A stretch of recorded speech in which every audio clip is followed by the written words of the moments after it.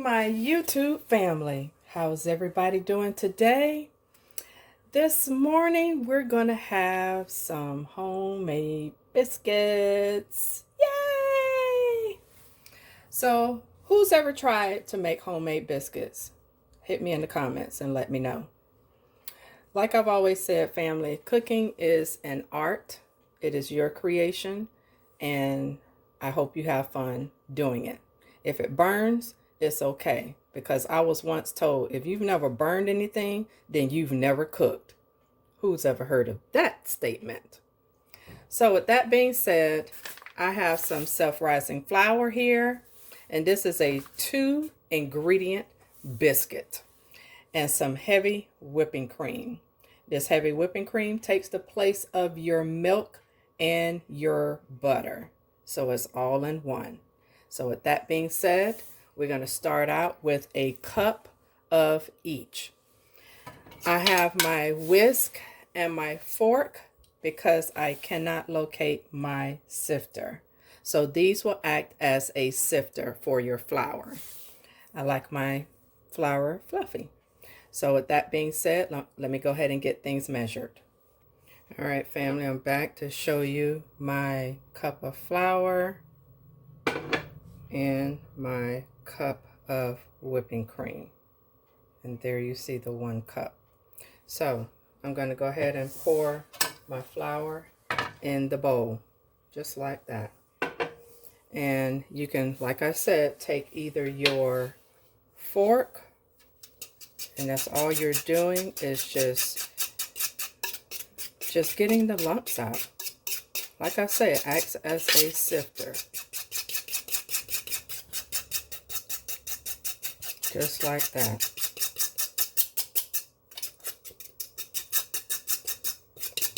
Or you can use a whisk. I don't personally like the whisk, but a lot of people swear by it. But in cooking, it's what you like. It's what you're most comfortable with. So I just want to show you both. Or you can almost use a slotted spoon. This spoon just like this. So with that being said, family, we're going to go ahead and get this started. Just one moment.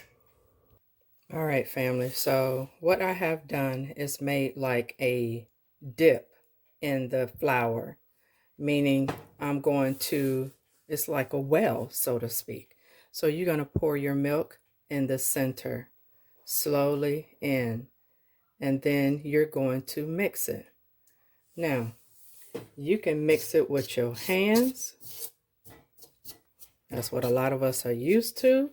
Or you can mix it with a spoon if you have long nails.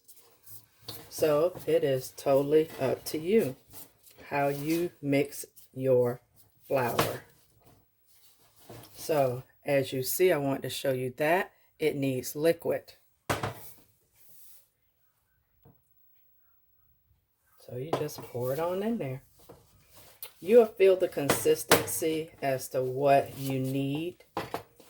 That's why I always suggest you adding things slowly.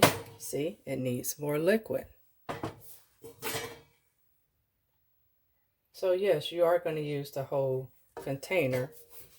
However, I just wanted you to see what it's like. So now you see that it is like, liquid. Or if you're in the desert, your body's saying, water, like that commercial. But anyway, okay, enough of the jokes. Let's get back to the business. So I'm going to go ahead and get this finished mixed, and I'll show you the finished product.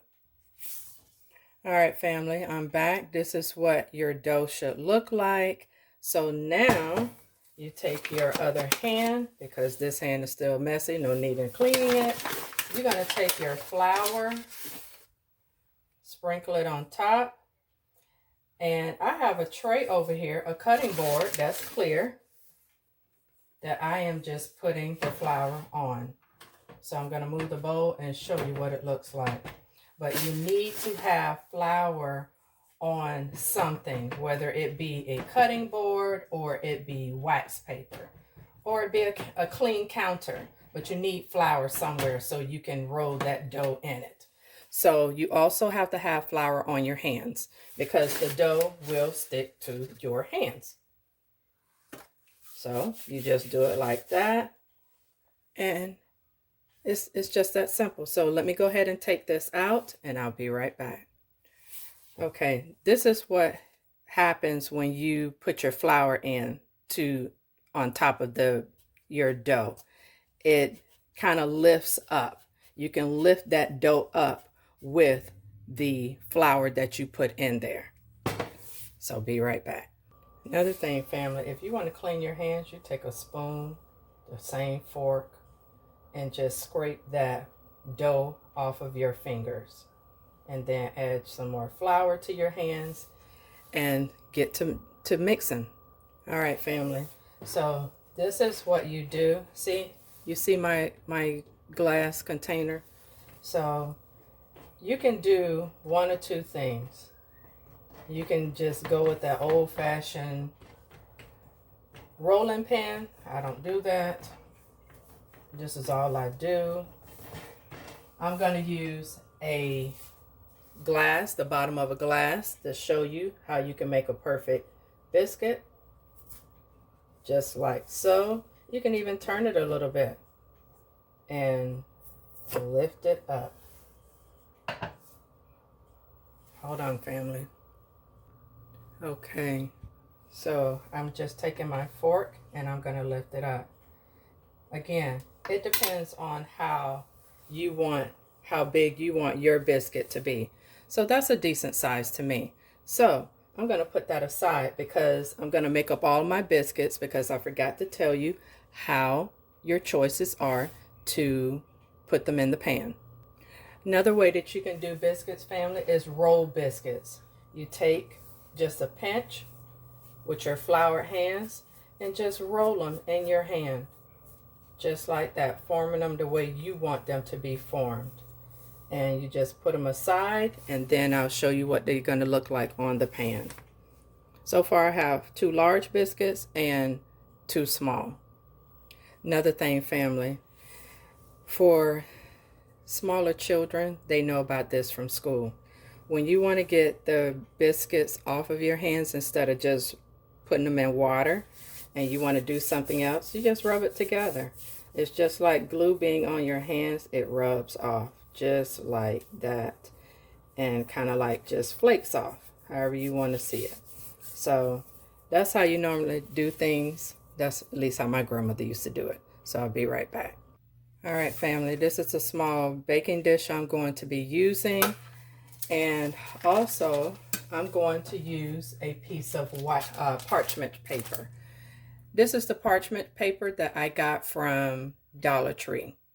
So it has 10 full sheets in it, and I, of course, cut it because it fits a nice size baking pan.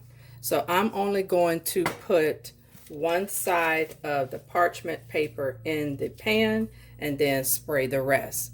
Now, make sure that your parchment paper is the size of your pan. If not, it will not catch on fire, but it will get toasted on the end. So I'm just going to trim. Well, no, I'm going to leave it like that so I can show you what it looks like.